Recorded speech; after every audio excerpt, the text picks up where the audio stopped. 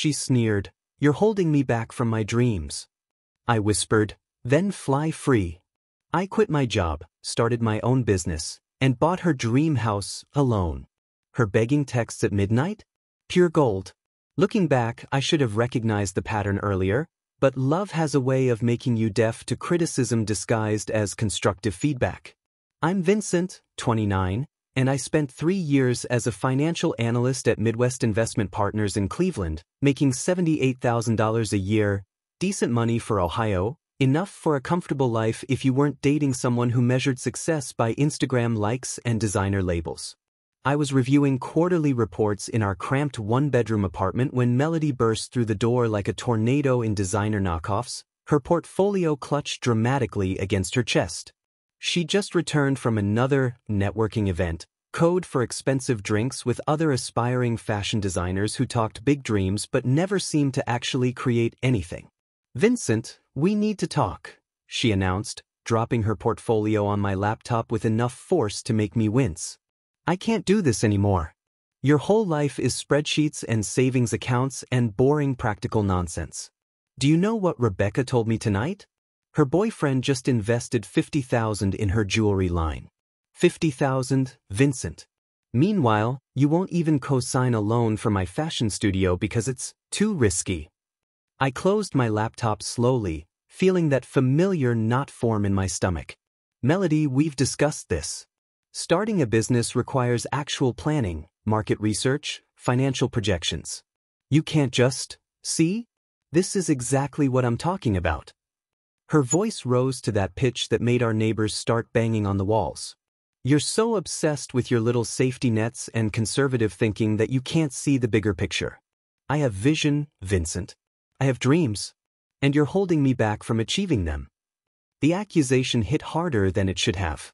4 months, she'd been dropping these little bombs: how my boring job was limiting her social circle, how my practical approach to money was crushing her creative spirit, how successful couples take risks together. I'd started believing maybe she was right, maybe I was too cautious, too small in my thinking. "I support your dreams," I said quietly. "I just think we should approach them responsibly." "Responsibly?" She laughed, but there was no humor in it. "You know what responsible gets you? This apartment. This life. This mediocrity. Meanwhile, other people are out there building empires, creating art, making something that matters. And here you are, worried about our emergency fund like we're 70 years old." I watched her pace around our living room, gesturing at my financial planning books stacked neatly on the coffee table, my investment tracking spreadsheets organized in color-coded folders. To her, they represented everything wrong with our relationship. To me, they represented security, preparation, the foundation for building something real. "Maybe you're right," I said, the words coming out calmer than I felt. "Maybe I am holding you back." She stopped pacing, something shifting in her expression. For a moment, she looked almost uncertain, like she hadn't expected me to agree. "Vincent, I didn't mean..." "No, you did mean it. And you know what? If that's how you feel, then maybe you should fly free." The silence stretched between us, heavy with 3 years of accumulated resentment and mismatched expectations. She was waiting for me to backtrack, to apologize, to promise I'd change. Instead, I stood up and walked to the window, looking out at the city lights of Cleveland. "What's that supposed to mean?" she asked, her voice smaller now. "It means maybe we want different things. Maybe you need someone who'll fund your dreams without question, and maybe I need someone who appreciates building something solid together." That's when she exploded. "Fine. You want to be safe and boring and small for the rest of your life? Go ahead. But don't expect me to settle for this." She grabbed my financial planning books from the coffee table and hurled them across the room, pages scattering like confetti. "These stupid books, this obsession with numbers and projections and playing it safe, this is everything that's wrong with us." As I watched my carefully organized materials scattered across the floor, something crystallized inside me. She was wrong about me being small, about lacking vision. I had dreams too, they just didn't involve posting about them on social media before actually achieving them. What she didn't know, what nobody knew, was that I'd been working on something. For 8 months, I'd been developing a budgeting app in my spare time, something that could revolutionize how people approached personal finance. I'd kept it secret, wanting to perfect it before sharing with anyone, especially Melody, who would have immediately started planning how to spend money I hadn't made yet. "You're right," I said, picking up one of my books from the floor. "I am holding you back. So consider this your freedom." The next morning, while she was at her part-time job at the boutique, I started making calls. First to HR, then to my portfolio manager, then to the lawyer I'd consulted about intellectual property protection for my app. By the time Melody returned that evening, I'd set forces in motion that would change everything. She found me sitting calmly at the kitchen table, laptop open, resignation letter printed and signed beside me. "What's that?" "My resignation. I'm quitting Midwest Investment Partners." The color drained from her face. "Vincent, don't be dramatic. We had a fight. Couples fight.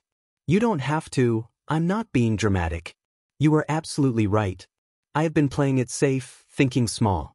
So I'm going to prove you wrong about what I'm capable of." She stared at the resignation letter like it might bite her. "Prove me wrong how?" I smiled, and for the first time in months, it felt genuine. "You'll see."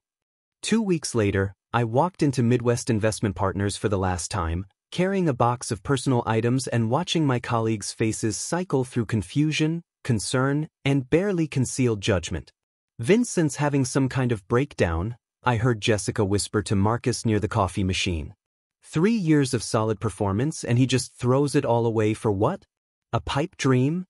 My family wasn't much more supportive. My dad called it the stupidest financial decision since buying a timeshare, and my mom kept asking if this was about Melody, if I was trying to impress her somehow.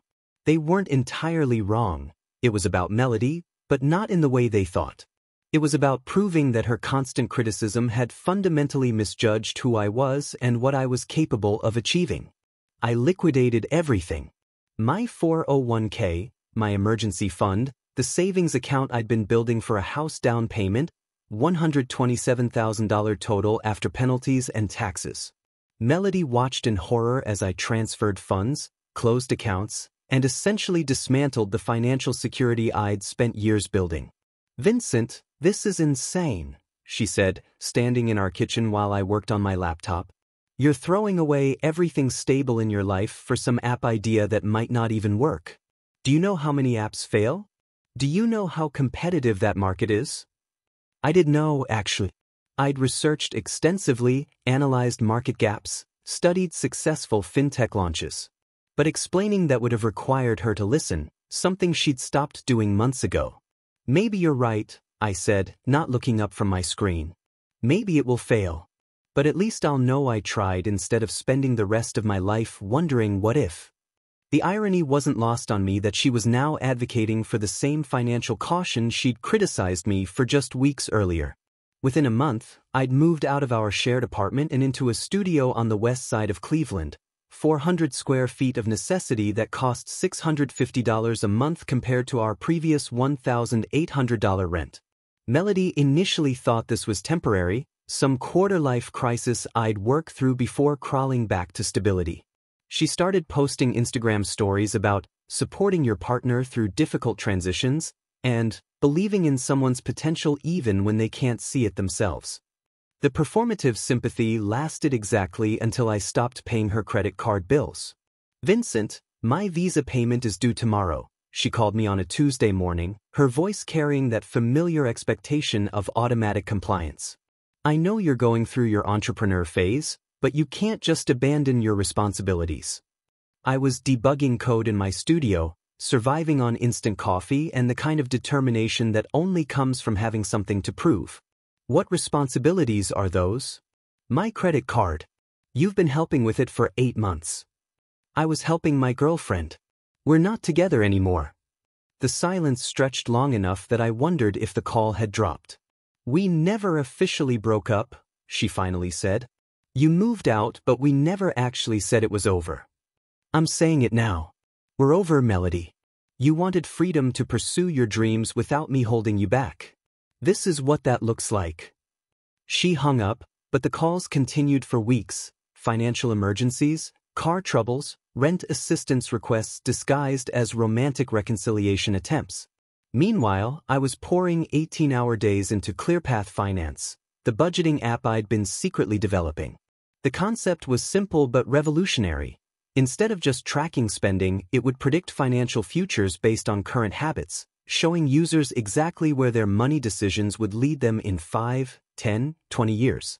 I'd gotten the idea from watching Melody's spending patterns, how she'd buy a $300 purse without considering that the same money invested would be worth $2,400 by retirement. The app would make those connections visible, automatic, impossible to ignore. 3 months into development, something unexpected happened. My former boss, Richard Steinberg, called me. "Vincent, I've been hearing rumors about what you're working on. Market prediction algorithms for personal finance? That's either brilliant or completely insane." We met for coffee at a downtown Cleveland cafe where I'd once brought Melody for our 6-month anniversary. Richard listened to my pitch, examined my prototypes, asked the kind of detailed questions that made me realize he was genuinely interested, not just being polite. "The traditional financial industry treats budgeting like punishment," I explained, showing him the interface. "People avoid it because it feels restrictive. But what if instead of saying, 'Don't buy that coffee,' the app said, 'Buying coffee every day means retiring 3 years later'? Same information, completely different psychological impact." Richard nodded slowly, then pulled out his phone and transferred $50,000 to my business account before I'd finished explaining the marketing strategy. "I'm investing in you, not just the app," he said. "In 3 years of working with you, I never saw you make an impulsive decision. If you're willing to risk everything on this, there's something here worth betting on." That evening, I sat in my tiny studio apartment, staring at my bank balance and feeling something I hadn't experienced in months: validation. Not from Melody, whose approval I'd been chasing for years, but from someone who understood the value of calculated risks and careful planning. Melody, meanwhile, was learning what life looked like without someone else's financial stability cushioning her choices. Her Instagram posts about investing in herself and building her brand became increasingly sparse as reality set in. She'd moved back in with her roommate Ashley, who was apparently less than thrilled about covering extra utilities and groceries. The fashion design courses she'd always talked about taking remained just talk when she realized they cost $3,200 per semester. Her dreams, I was discovering, had always depended on my practical support more than she'd ever admitted. But the real validation came 4 months after quitting my job, when my app prevented what could have been a major financial disaster.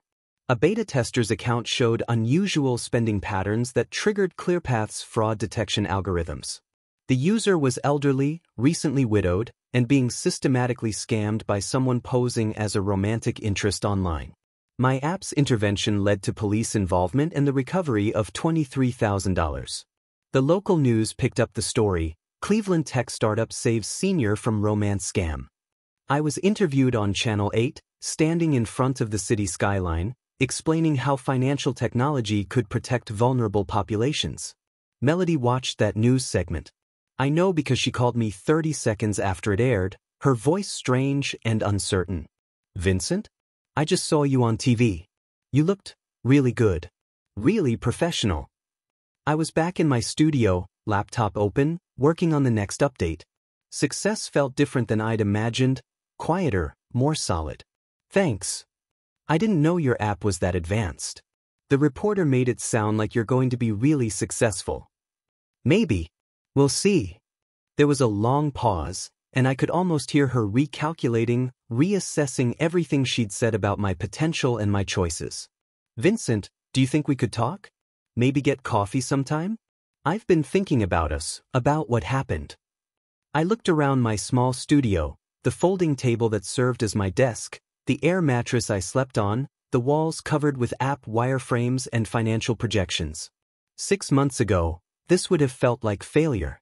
Now it felt like the foundation of something much bigger than the safe, comfortable life I'd been living. "I don't think that's a good idea, Melody. I'm pretty focused on the business right now." After I hung up, I realized something had shifted. Her opinion of my choices no longer mattered to me. The validation I'd been seeking from her was irrelevant now that I was building something that actually mattered, something that could help people make better financial decisions and avoid the kind of destructive patterns I'd watched her fall into. For the first time since our relationship began, I was genuinely excited about my future, and she wasn't part of the picture I was creating. 6 months after quitting my job, I was debugging payment integration code at 2 a.m. when my phone started buzzing with notifications. Download alerts, user registrations, social media mentions, ClearPath Finance was exploding. A TikTok influencer named Money Mindset Maven had stumbled across my app while researching content for her financial literacy series. Her video, titled, "This app just exposed how broke I really am," showed her genuine shock as ClearPath calculated that her daily Starbucks habit would cost her $847,000 in retirement wealth over 40 years. The video went viral overnight, 2.3 million views, 400,000 likes, and a comment section full of people downloading my app to run their own financial reality checks. I watched the download counter climb from 12,000 to 150,000 users in 72 hours, my modest server infrastructure groaning under the sudden load. This was the kind of organic growth that marketing budgets couldn't buy, authentic endorsement from someone whose audience actually cared about financial improvement. I spent the next week frantically scaling servers, answering investor calls, and trying to process that my boring approach to money management was resonating with hundreds of thousands of people who'd never heard of traditional financial planning. Melody's response was predictably self-centered. She started posting Instagram stories about watching people you care about succeed and being proud of someone's growth journey, as if she'd been supportive all along instead of actively discouraging my entrepreneurial ambitions. Her friends tagged her in comments about the viral TikTok, asking if this was her Vincent they'd heard so much about. She basked in reflected glory that she'd done nothing to earn, playing the role of the supportive ex who'd always believed in my potential. The reality was different. While my app was gaining national attention, Melody was discovering that launching a fashion design career required more than Pinterest boards and Instagram aesthetic. Her attempts to start an online boutique had failed spectacularly. She'd spent $8,000 on inventory that never sold, mostly because she'd chosen pieces based on what looked good in photos rather than what people actually wanted to buy. Her social media following, built on lifestyle envy rather than genuine value, was slowly declining as people realized she was all style and no substance. 3 weeks after the viral TikTok, I received a call that changed everything. "Vincent Rodriguez? This is Amanda Chen from Nexus Ventures. We've been following ClearPath's growth trajectory, and we'd like to discuss a potential partnership." Nexus Ventures managed over $2 billion in tech investments, the kind of firm that turned good ideas into industry-changing platforms. Amanda flew to Cleveland personally, something that apparently never happened for Series A discussions. We met in my tiny studio apartment because I hadn't bothered renting office space yet, functionality over appearances being my consistent theme. "Your user retention rates are extraordinary," Amanda said, examining my analytics dashboard on my folding table. "Most financial apps lose 60% of users within the first month. You're retaining 87% and they're actually increasing their engagement over time." The secret was psychological rather than technological. Instead of lecturing users about spending less, ClearPath showed them exactly what their current choices would create: the vacation they could afford in 5 years, the house they could buy in 10, the retirement lifestyle their daily decisions were building toward. People weren't changing their behavior because they felt guilty. They were changing because they could see the specific future they were creating. Nexus offered $3.2 million for 30% equity, valuing my app at over $10 million. I negotiated them down to 25% for the same amount, keeping majority control while gaining access to their network of financial institutions and regulatory expertise.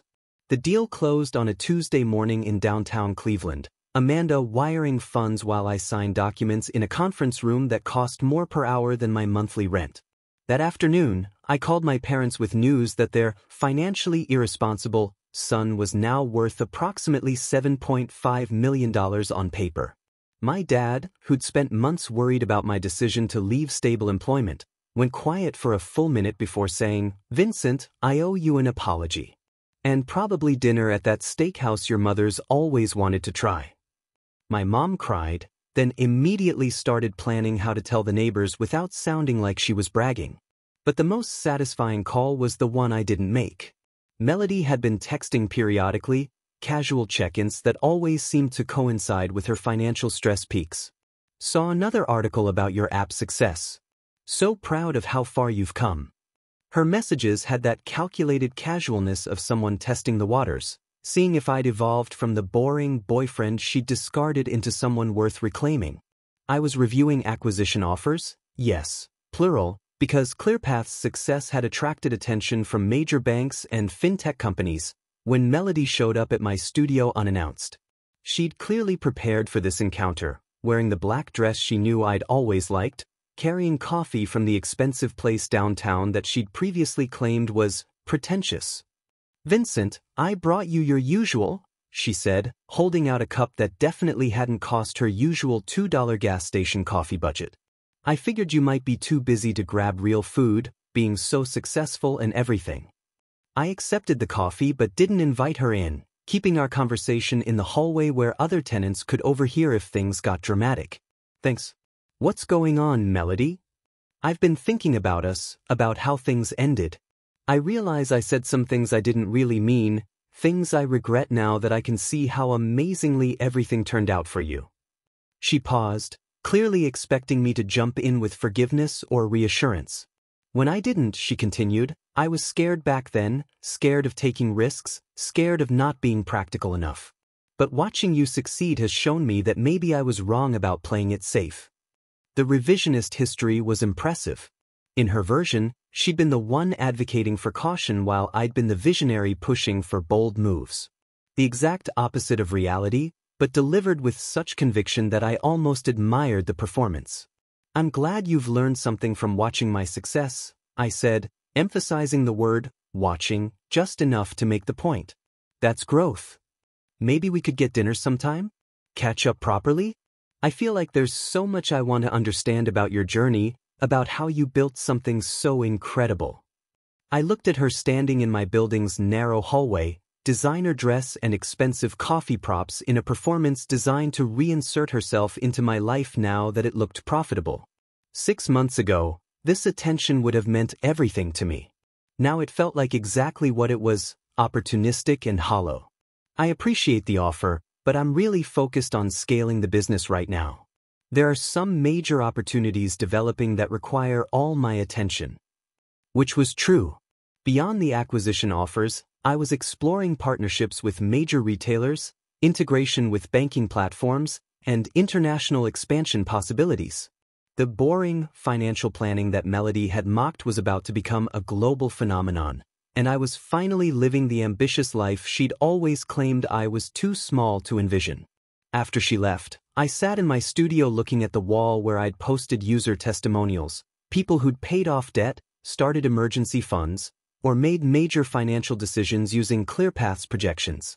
Real impact on real lives, the kind of meaningful work I'd never imagined possible during my corporate analyst days. Melody had been wrong about almost everything, but she'd been accidentally right about one thing. I had been playing it too safe, thinking too small, settling for comfortable mediocrity. I just hadn't needed her to fix that problem. I'd needed her to leave so I could discover what I was actually capable of building. 18 months after Melody sneered that I was holding her back from her dreams, I signed the acquisition papers that made me a legitimate millionaire. First National Bank offered $47 million for ClearPath Finance, recognizing that my boring approach to financial planning was exactly what their customer base needed. The irony wasn't lost on me that the same conservative methodology Melody had mocked was now worth more money than she'd probably see in her lifetime. I accepted the deal but negotiated to stay on as Chief Technology Officer because building something meaningful mattered more than just cashing out. With my newfound wealth, I started looking at real estate.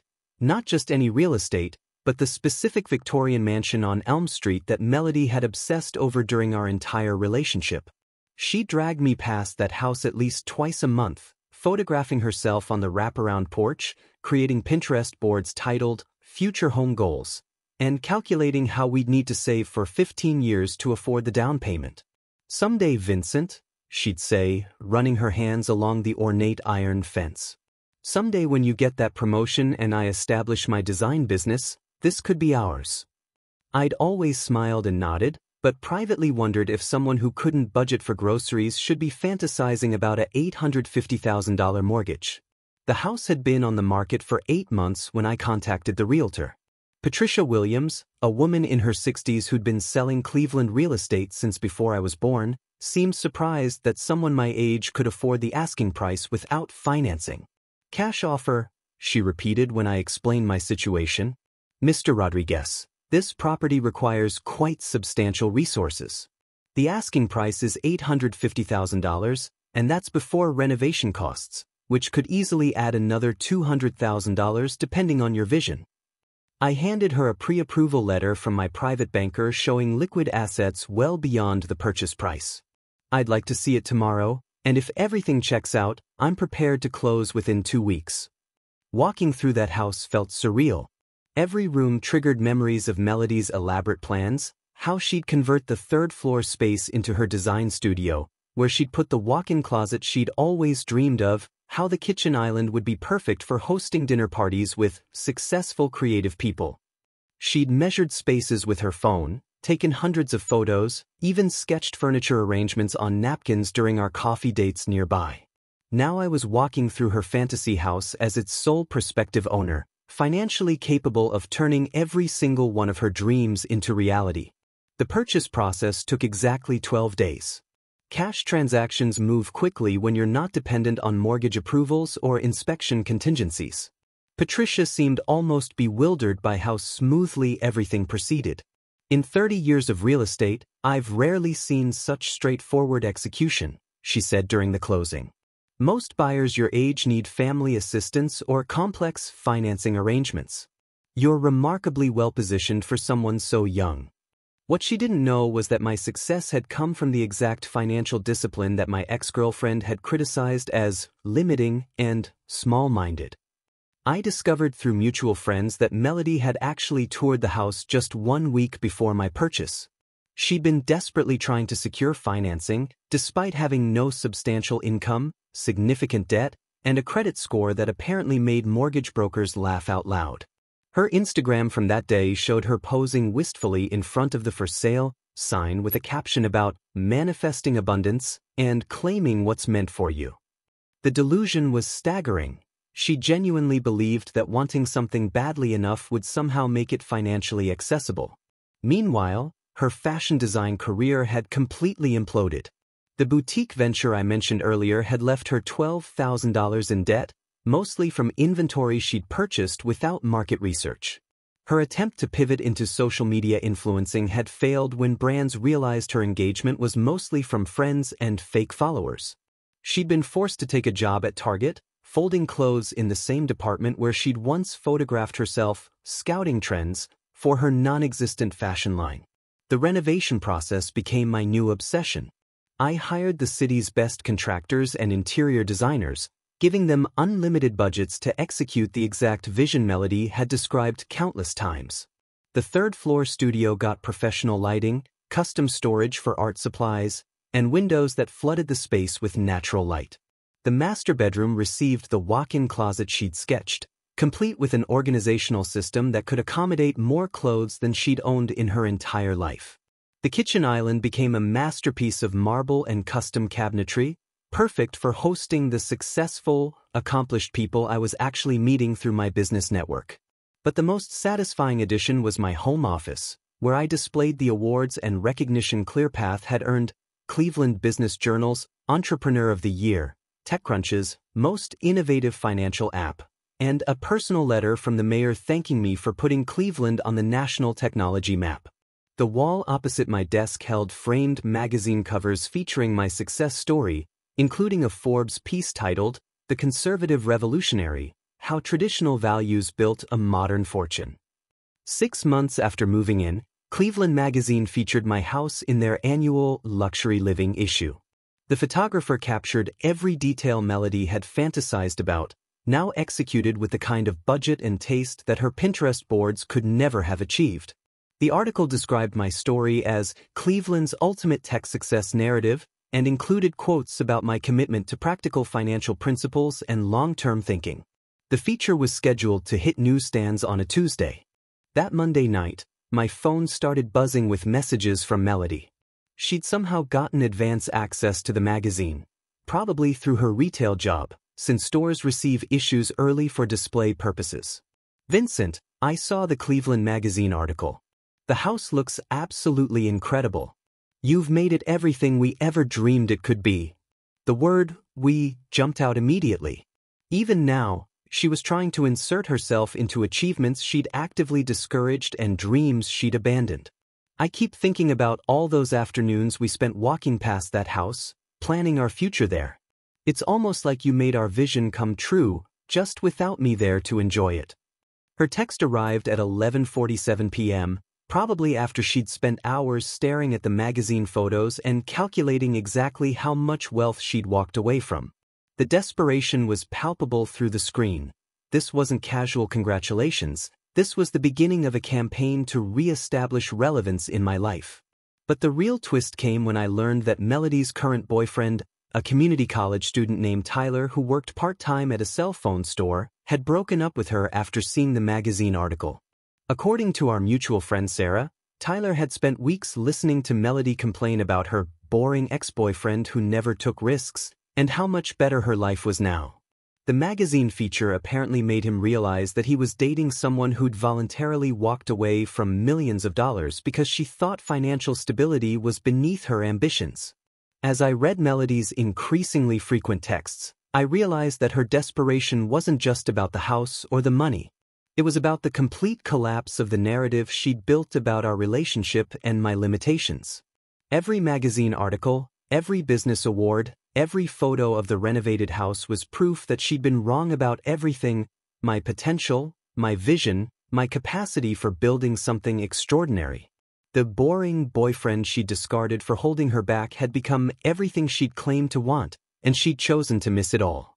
The housewarming party was scheduled for a Saturday evening in October, exactly 2 years after Melody had thrown my financial planning books across our cramped apartment. I'd invited 43 people, colleagues from my first national integration team, investors from Nexus Ventures, my family, and carefully selected mutual friends who I knew would document everything on social media. The guest list was deliberately crafted to ensure maximum visibility for my success while pointedly excluding the one person who'd once called this exact house our future home. Patricia Williams, my realtor, attended as an honored guest since she'd been instrumental in making this moment possible. I'd spent weeks perfecting every detail Melody had sketched during our relationship. The main floor featured the professional-grade kitchen she'd always described, complete with the marble island where she'd planned to host creative dinner parties with influential people. The living room showcased the original hardwood floors she'd loved, now professionally restored and gleaming under the crystal chandelier she'd photographed obsessively. The third-floor studio space, which she'd measured and planned as her fashion design headquarters, was now my secondary office, filled with awards and business recognition she could never have imagined. My parents arrived early, still somewhat bewildered by their son's transformation from conservative financial analyst to celebrated tech entrepreneur. "Vincent, this place is absolutely stunning," my mother said, running her hand along the custom millwork in the entryway. "I keep thinking about that tiny apartment you shared with Melody, how cramped and uncomfortable it was. This feels like a completely different life." My father was examining the smart home technology I'd installed, impressed by the integration between security systems, lighting controls, and climate management. "You've really thought through every detail," he observed. "Very practical approach to luxury." The evening's highlight was the unveiling of my home office, where I'd created what I privately called my vindication wall. Framed magazine covers featuring my success story lined one side: Forbes, Entrepreneur, Cleveland Business Journal, and TechCrunch. The opposite wall displayed awards and recognitions: Ohio Entrepreneur of the Year, Most Innovative Financial Technology, and a personal letter from the governor thanking me for putting Cleveland on the national tech map. But the centerpiece was a custom-framed copy of the Cleveland magazine article about my house, the same article that had apparently caused Melody's boyfriend to dump her. Richard Steinberg, my former boss who'd made the initial investment, raised his wine glass during an impromptu toast. 2 years ago, Vincent walked into my office and quit his stable job to chase what most people would have called an impossible dream. Tonight, we're standing in the proof that conservative financial principles and bold vision aren't contradictory, they're complementary. The applause was genuine, earned through actual achievement rather than social media performance. But the real entertainment began around 9 p.m. when the Instagram posts started appearing.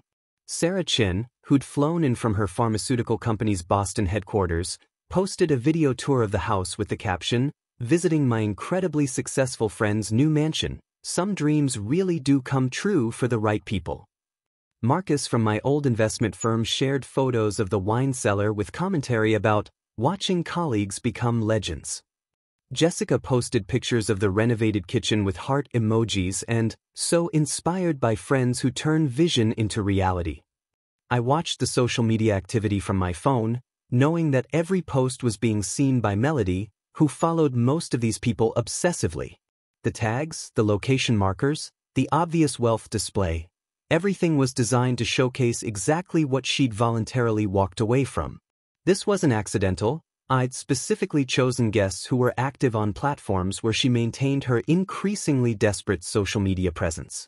The most strategic post came from Patricia Williams, who shared professional photos of the house with a detailed caption about the renovation process. Incredible transformation by my client Vincent Rodriguez, who purchased this Victorian gem with a cash offer and turned it into Cleveland's most stunning residential renovation. His vision and resources made this project absolutely seamless. The real estate professional's endorsement carried weight that personal posts couldn't match. This was objective validation of my financial success and sophisticated taste. Around 10:30 p.m., as guests were beginning to leave, my phone buzzed with a text from an unknown number. Saw Sarah's Instagram post. "The house looks absolutely incredible. You've made it everything we talked about and more." Melody had switched to a new number, probably because I'd blocked her previous attempts at contact. The message was followed quickly by another. "I keep thinking about all those Sunday afternoons we spent walking past that house, planning exactly how we'd renovate each room. It's like you made our vision come true." The audacity was breathtaking. Our vision, as if she'd contributed anything beyond Pinterest screenshots and unrealistic fantasies. The woman who'd criticized my financial planning as boring and limiting was now trying to claim co-ownership of dreams that my disciplined approach had actually achieved.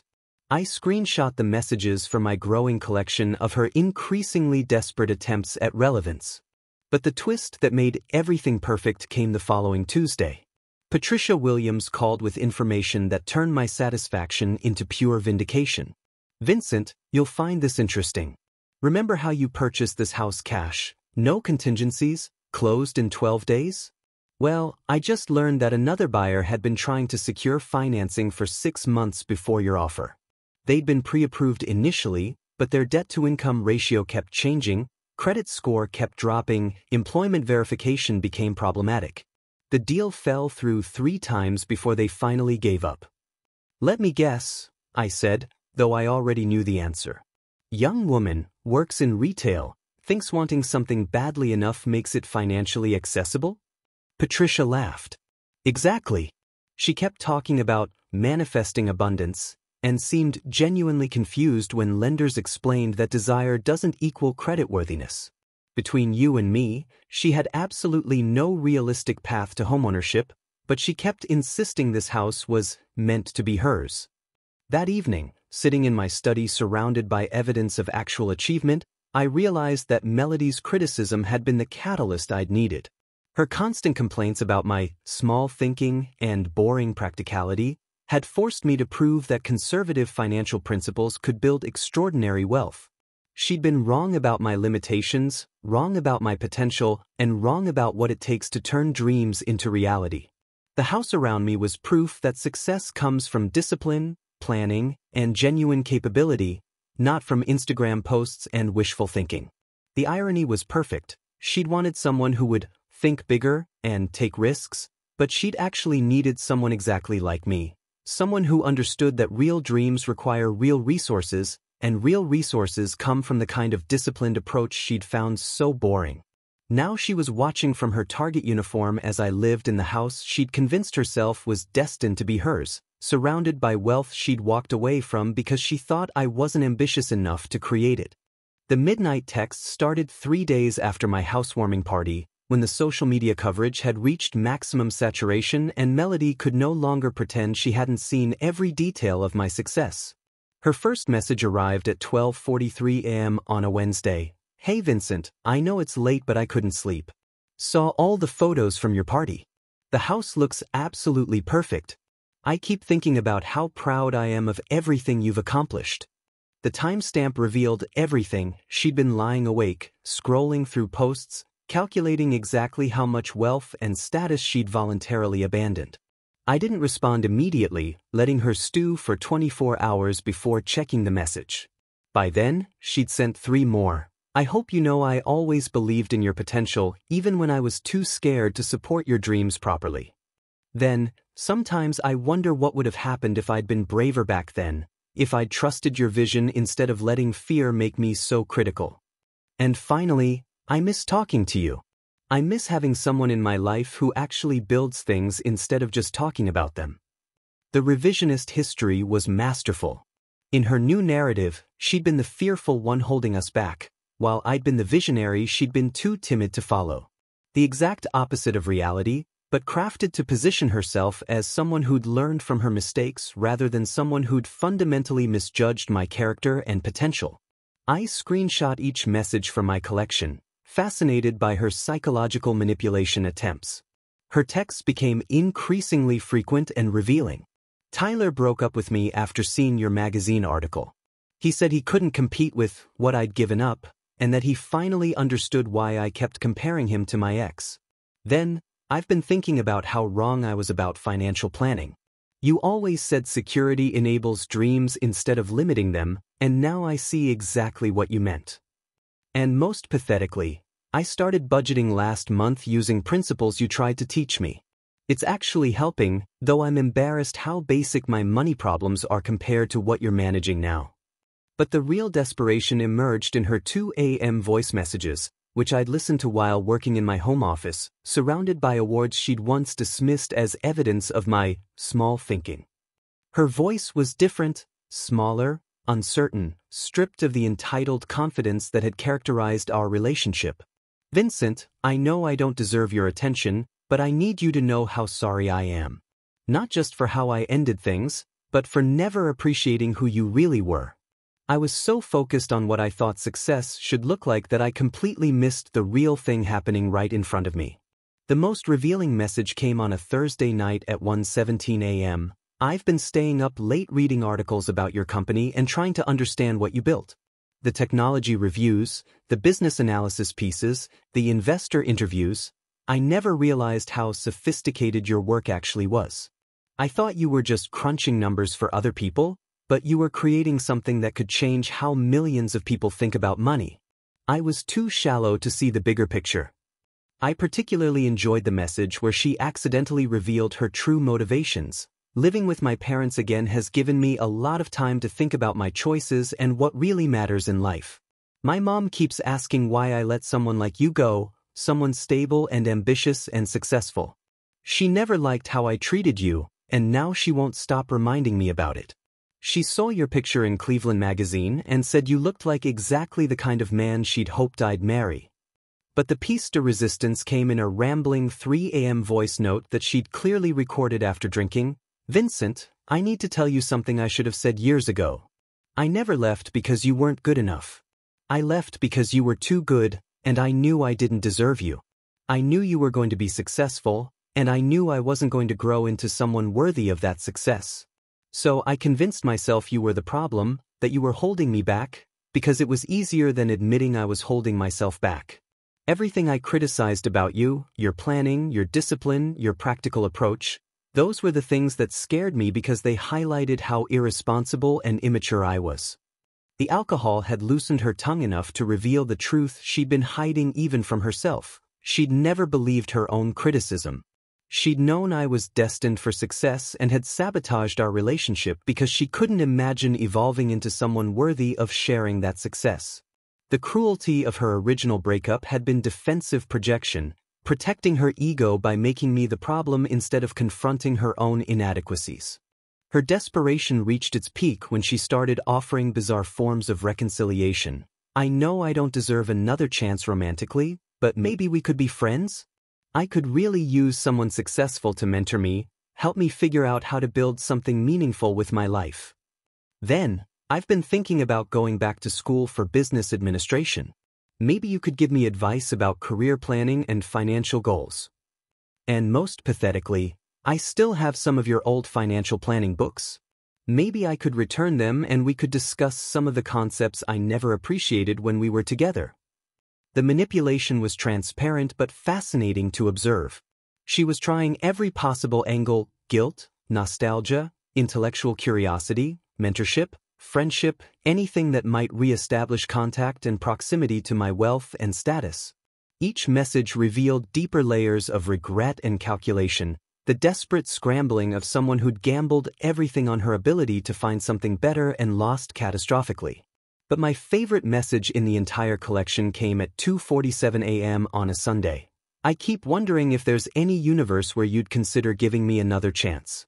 Not because I deserve it, but because I finally understand what I threw away. I understand that you weren't holding me back from my dreams. You were the dream I was too stupid to recognize.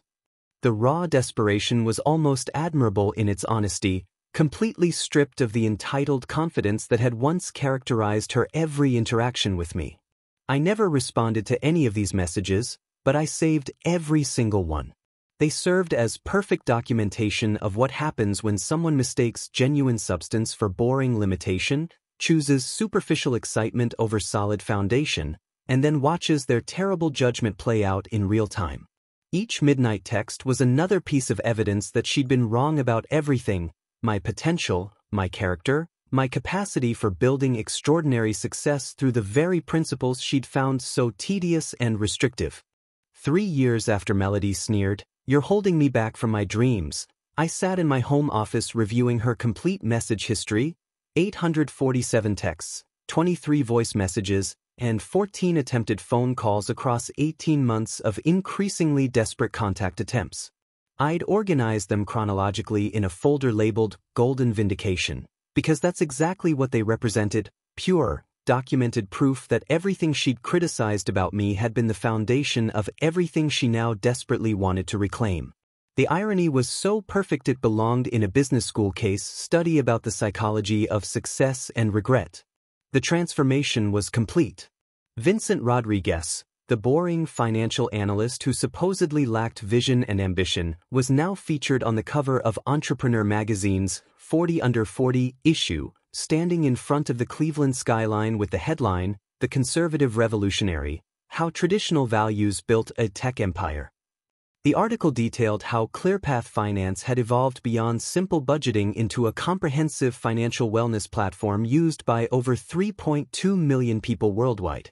My approach, the same methodical, practical thinking Melody had found so limiting, was now being studied by business schools as an example of sustainable tech growth. But the real vindication wasn't in the magazine covers or the awards display covering my office wall. It was in the psychological journey her messages revealed, the slow disintegration of someone who'd mistaken genuine substance for boring mediocrity and then spent years watching that mediocrity transform into everything she'd claimed to want. Her criticism hadn't just been wrong, it had been the catalyst that forced me to prove exactly how wrong she was, pushing me toward achievements I might never have pursued if she'd been supportive and satisfied with my original trajectory. I'd started framing the most pathetic messages as motivation, hanging them alongside my business achievements like trophies from a war I'd won without even trying to fight. The drunken 3M confession where she admitted knowing I'd be successful but sabotaging us because she felt unworthy hung next to my Forbes feature. Her desperate offer to return my financial planning books was displayed beside the TechCrunch article calling me Cleveland's most innovative entrepreneur. The visual contrast was perfect. Her midnight desperation framed next to the success she'd walked away from. ClearPath's evolution had exceeded every projection I'd made during those 18-hour coding sessions in my tiny studio apartment. The platform now offered investment guidance, retirement planning, tax optimization, and real estate analysis, essentially becoming the comprehensive financial life management system I'd envisioned during my most ambitious moments.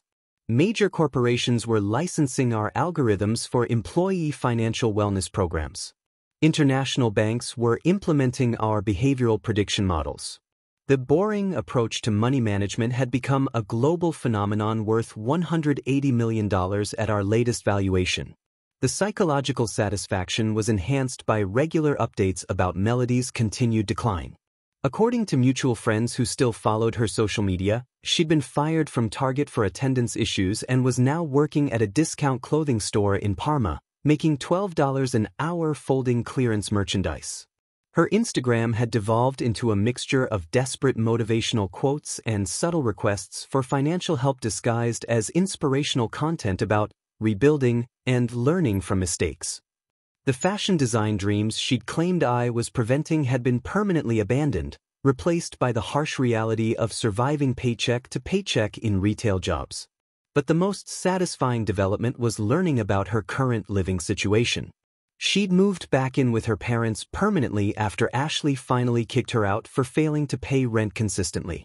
Her childhood bedroom, decorated with posters of fashion designers and luxury lifestyles, now served as the headquarters for her failed attempts to restart her life at age 28. Her mother, according to neighborhood gossip, made daily comments about that nice boy Vincent who became so successful, and how Melody had thrown away the best thing that ever happened to her. The final message in her collection had arrived 6 months ago, a brief text that perfectly encapsulated the complete collapse of her confidence and entitlement. I saw the Entrepreneur magazine cover at the grocery store. You look really happy and successful. I won't bother you anymore, but I wanted you to know that I understand now what I threw away. I hope you find someone who appreciates what I was too stupid to value. The resignation in those words was absolute. No more manipulation attempts, no more revisionist history, just the stark acknowledgement that she'd made an irreversible mistake. I'd responded to that final message with exactly 2 words: I did. Because I had found someone who appreciated my approach to life, my values, my methodical way of building something meaningful. Sarah Chen had relocated to Cleveland to head First National's new biotech investment division, and our relationship had developed naturally from friendship into something much deeper. She understood that my boring financial discipline was actually the foundation that made ambitious dreams possible. She appreciated my planning because it meant our future was secure and our goals were achievable rather than just wishful thinking. Sarah found Melody's message history fascinating from a psychological perspective. She's essentially documenting the complete breakdown of her own narrative, Sarah observed, reading through the collection with scientific curiosity. The progression from entitlement to desperation to acceptance is textbook consequences of poor judgment. She created her own perfect punishment by rejecting exactly what she needed most. Sarah had a PhD in biochemistry and approached human behavior with the same analytical precision I brought to financial planning, another reason we worked so well together. Looking back at Melody's sneering accusation that I was holding her back from her dreams, I realized she'd been accidentally prophetic. I had been holding her back from making even worse financial decisions, from pursuing even more unrealistic fantasies, from learning the hard lessons about consequences that she needed to grow up. My stability had enabled her irresponsibility, my planning had cushioned her impulsiveness, my practical approach had shielded her from the reality of what her lifestyle actually cost. When she left, she'd finally gotten the freedom to pursue her dreams without my boring influence limiting her choices.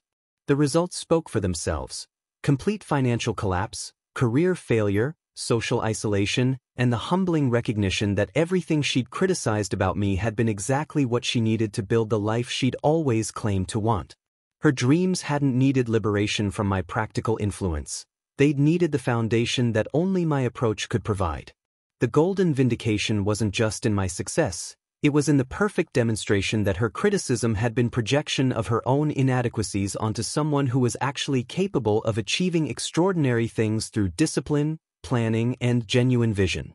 She'd mistaken the very qualities that made success possible for the limitations that made success impossible, and the consequences of that fundamental misunderstanding had played out exactly as anyone with actual financial literacy could have predicted. Midnight desperation texts included,